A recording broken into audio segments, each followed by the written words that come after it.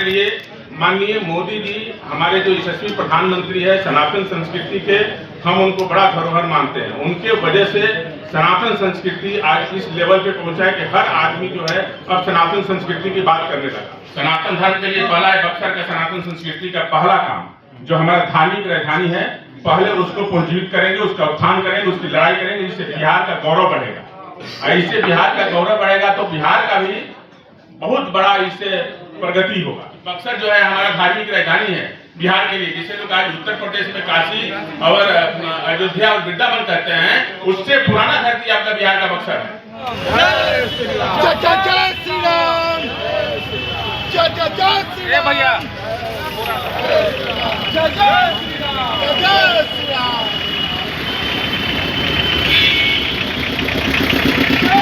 सनातन उत्थान की लड़ाई लड़ रहे विश्वामित्र सेना के राष्ट्रीय संयोजक राजकुमार चौबे जी इस वक्त हमारे साथ हैं और उनसे बातचीत करते हैं। सर, आप तो काफ़ी लंबे समय से ये लड़ाई लड़ रहे हैं और आज आपने पटना में प्रेस कॉन्फ्रेंस किया, हरी झंडी दिखाकर बिहार के लिए आपने रथ भी रवाना किया। इसको क्या माना जाए कि ये पटना से एक ऐसा आगाज़ है कि अब ये आंदोलन कभी रुकने वाला नहीं है? पटना से आगाज नहीं है, ये भगवान राम की कर्म भूमि बक्सर से आगाज है। और सनातन संस्कृति की जो लहर और क्रांति जो है बक्सर से उठी है, ये पटना में इसका आगाज किए, ये पूरा बिहार और पूरा देश में इसका आगाज होने जा रहा है और सनातन संस्कृति को एक मजबूत रूप देगा विश्वामित्र सेना। आज आपने जिस तरीके से ये रथ रवाना किया, क्या उद्देश्य है, क्या लोगों को? सनातन संस्कृति को मजबूत करना है। हम जाति में बटेंगे नहीं, हमारा एक ही धर्म है सनातन, उसको मजबूत करना है। इसी के लिए ये रथ निकाले हैं और हर लोगों को एक करना है। कुछ लोग ये भी कह रहे हैं कि राजकुमार चौबे चुनाव की तैयारी पीठ पीछे कर रहे हैं। अब देखिए, एक बात हम आपको बताते हैं कि सनातन संस्कृति की बात कर रहे हैं तो चुनाव की बात करने वाले लोग जो हैं उनको डर है हमसे, इसीलिए न करते हैं। और एक बात जान लीजिए कि यदि हमको चुनाव लड़ने की यदि स्थिति होती तो क्या हम सक्षम नहीं है? चुनाव नहीं लड़ सकते हैं? कहीं लड़ सकते हैं। बक्सर में किसी भी विधानसभा से चुनाव जो है हम लड़ने की क्षमता रखते हैं और हम तो काफ़ी सालों से काम कर रहे हैं बक्सर में। ये तो आप भी जानते हैं, ये आज पूरा बिहार भी जानता है और बक्सर के लोग जो है बक्सर के तो ये जानते ही हैं कि हम बक्सर में काफ़ी दिनों से काम कर रहे हैं, 6-7 सालों से। कई मेरा वेद गुरुकुलम विद्यालय भी चल रहा है, कितने साले बच्चों को पढ़ाते हैं, 1-1.25 लाख पेड़ मैंने लगवाया। ये तो सालों से मेरा चल रहा है। लोकसभा चुनाव नहीं लड़ सकते थे हम? क्षमता तो है ना कि लड़ सकते थे, मजबूती से लड़ सकते थे। जो लोग डरे हुए हैं वो लोग इस तरह का भ्रम फैलाने का काम कर रहे हैं क्या? अब उनको भरम फैलाने का काम कर रहे हैं, उसमें अब हम उसमें क्या कर सकते हैं? अब सबको तो बोलने का आज़ादी है, किसी को रोका तो नहीं जा सकता है। हमारा तो लड़ाई केवल सनातन संस्कृति उत्थान के और हमारा बक्सर का खोया हुआ गौरव प्राप्त हो जाए। जो धार्मिक राजधानी है बक्सर, आज हमारे बिहार के लिए छाती चौड़ा हो जाएगा कि जो है आज बिहार में भी जो है बक्सर का इतिहास जो है, जब यहाँ भी हवाई जहाज़ उतरेगा, बड़ी बड़ी बिल्डिंगें बनेंगी और इंटरनेशनल बड़े बड़े कंपनियाँ आएंगी, तो मैं वो सपना देख रहा हूँ कि यहाँ के शाहाबाद का हर घर का लड़का कोई दिल्ली और बम्बे मार खाने ना जाए।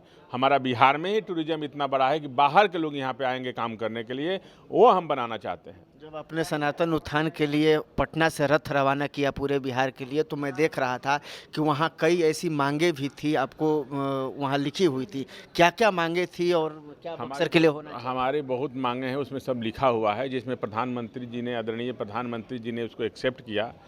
पीएमओ से फ़ोन भी आया और इसको हम लोग चाहते हैं कि जो चीज़ें हम मांगे रखी वो बक्सर के लिए जायज़ है, वो हक है बक्सर का, वो चीज़ मिले। जिस तरह से अयोध्या और काशी का निर्माण हुआ उसी तरह से हमारा बक्सर का निर्माण हो, और वो भी वही नगरी है अयोध्या की तरह, भगवान का जन्मभूमि है, यहाँ भगवान की कर्मभूमि है, जहाँ बक्सर में सबसे ज़्यादा लीलाएँ भगवान ने किया, जो सबसे ज़्यादा लीला किए और यहीं से फिर सीतामढ़ी गए, माता जानकी के साथ विवाह बंधन में बंधे, वो बक्सर की धरती है जहाँ तड़का वध हुआ। तो हम चाहते हैं कि एक तड़का और भगवान राम का धर्म युद्ध सर्किट बने, ये दिखाया जाए दुनिया में कि तड़का वध यहीं हुआ था और यही भगवान ने तड़का वध किया था। माता अहिल्या का उद्धार यहीं किया था, वामन अवतार यहीं हुआ था, च्यवन ऋषि यहीं हुआ था। जो पंचकोशी जो है हमारा मेला लगता है वो केवल काशी और बक्सर और नासिक में ही लगता है और कहीं नहीं लगता है। ये सब रमणीक जगह है और धार्मिक जगह में तो बक्सर काशी से भी पुराना है, अयोध्या से भी पुराना है। जहाँ 84,000 ऋषि महर्षि तपस्या करते थे। तो हर जन जन जो है बक्सर की पावन भूमि जो है तपोभूमि है, यहाँ की मट्टी लगाने से आदमी को मोक्ष हो जाता है, वो धरती है। लेकिन उसको दिखाया नहीं गया हमारे बक्सर को। आज सबसे पिछड़ा हुआ बक्सर है। धार्मिक राजधानी होने के बावजूद भी बक्सर आज इतना पिछड़ा हुआ क्यों है? कौन दोषी है, कौन कारण है इसके? अरे जो वहाँ का नेतृत्व करने वाले लोग हैं वही ना दोषी हैं। आज कभी भी नेतृत्व जब कमज़ोर होता है तब न क्रांति का रूप लेता है। जब हमारा बक्सर एकदम पिछड़ा हुआ, ठगा हुआ महसूस करने लगा तो वहाँ से क्रांति की शुरुआत हुई। विश्वामित्र जी का सेना बना और वो सेना जो है पूरा सनातन संस्कृति के, बक्सर के साथ साथ पूरा बिहार के सनातन संस्कृति के गौरव प्रदान करेगा। तो अब क्या लगता है कि जिस तरीके से आप ये लड़ाई लड़ रहे हैं और पीएमओ में भी अब इसकी चर्चा हो रही है, तो एक बड़ा ये रूप लेने जा रहा है? ये तो बक्सर की जनता का देन है। विश्वामित्र सेना जो है सनातन की लड़ रही है, इस सबका देन है कि आज बक्सर को पूरा भारत में जाना जा रहा है। आज हर जगह बक्सर की चर्चा हो रही है। आज पटना में देखिए विश्वामित्र सेना का पूरा पटना में पोस्टर लगा हुआ है। आप इस बात को समझिए कि क्या स्थिति है बक्सर पटना का। आज बक्सर का गौरव पूरा पटना में दिख रहा है, कुछ दिन में आपको दिल्ली में दिखने को मिलेगा। मैं तो ये भी देख रहा हूँ कि आपके साथ हजारों की संख्या में लोग यहाँ आए हुए हैं। पूरे बिहार भर में आपको कितना सपोर्ट मिला? तो बहुत सनातनी है। बिहार तो हमारा सनातनी का भूमि रहा है, इतिहास गवाह है। तो ये तो है, ये धर्म जो है रंगरी है बिहार। तो इसके लिए लड़ाई तो पूरा बक्सर नहीं, पूरा बिहार के लोग, सनातन के लोग मेरे साथ खड़े हैं और सब लोग प्रशंसा कर रहे हैं इसकी। और जो नकली सनातनी है उसका सबका अंत हो जाएगा। तो आपने कहा था कि विश्वामित्र की बड़ी प्रतिमा भी बक्सर में लगनी चाहिए। हाँ, लग रही है, पास हो गया। हाँ, वो उद्घाटन बहुत जल्द होने वाला है, आप लोगों को मिल जाएगा। ये विश्वामित्र का देन है। आज तक सांसद और एमपी तो कुछ नहीं कर पाए। ये बक्सर की शक्ति है और विश्वामित्र सेना के देखिए ये बक्सर में क्या क्या होता है।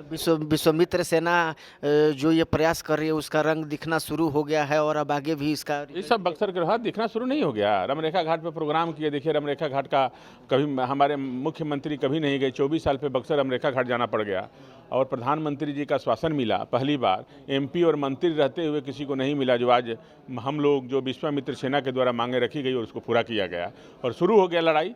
और देखिए विकास होता है और बक्सर वही होगा जो अयोध्या होगा। यानी कि अब आपकी ये जो लड़ाई है उसको सरकार का भी समर्थन मिल रहा है? मिलेगा। अरे हमारे देश के प्रधानमंत्री सनातनी, हम कहते हैं कि एक महापुरुष हैं। जिस तरह से उनके आने से सनातन मजबूत हुआ है और जिस तरह से लोगों में एक सनातन में जोश आया है, और बक्सर की भूमि भी वही उद्धार करेंगे और उनके ही माध्यम से वो सब होगा और उनके रहते ही होगा ये सब। और लोग और ज़्यादा से ज़्यादा लोग जुड़ें और सनातन के उत्थान में अपनी भागीदारी निभाएं, उसके लिए लोगों से क्या अपील करेंगे? हम अपील से यही करेंगे कि विश्वामित्र सेना सनातन को मजबूत करिए और सब सनातन भाई एक रहिए।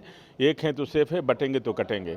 और हम लोग किसी को दाल गलने नहीं देना है। हम एक है, अपनी जो है हमारा सनातन की भगवान राम और कृष्ण की धरती है ये, तो हम इसको जो है मजबूत करना है हमको। अब इटावा की घटना को लेकर के सोशल मीडिया पर बहुत दुष्प्रचार किया जा रहा है। अब देखिए इटावा की जो भी घटना है दुखद है। कहीं ना कहीं ये राजनीति कुछ लोगों का है जो हमारे सनातन को कमज़ोर करने का ये एक तरीका है, ये बहुत चल रहा है। तो ये सब ऐसे बहुत लोग हैं जो सनातन को बदनाम करके एक जातीयता और एक क्षेत्रवाद में झोंक रहे हैं।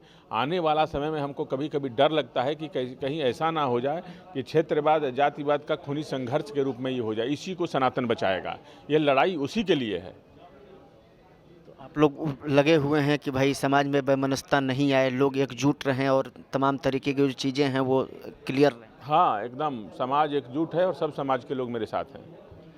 तो ये थे विश्वामित्र सेना के राष्ट्रीय संयोजक राजकुमार चौबे जी, जो किस तरह से सनातन के उत्थान के लिए लगातार लड़ाई लड़ रहे हैं और एक तरीके से अब इनकी चर्चा जो है वो पूरे देश भर में हो रही है। और आज बिहार भर के लिए इन्होंने रथ रवाना किया ताकि लोगों से अपील भी की है कि सब लोग मिल करके इनके इस सनातन उत्थान के कार्य में अपनी भागीदारी निभाए, क्योंकि आने वाले समय में जिस तरीके के हालात देखे जा रहे हैं वैसे में सभी लोगों को सजग होने की ज़रूरत है, साथ रहने की ज़रूरत है। रवि मिश्रा, SDF भारत, पटना।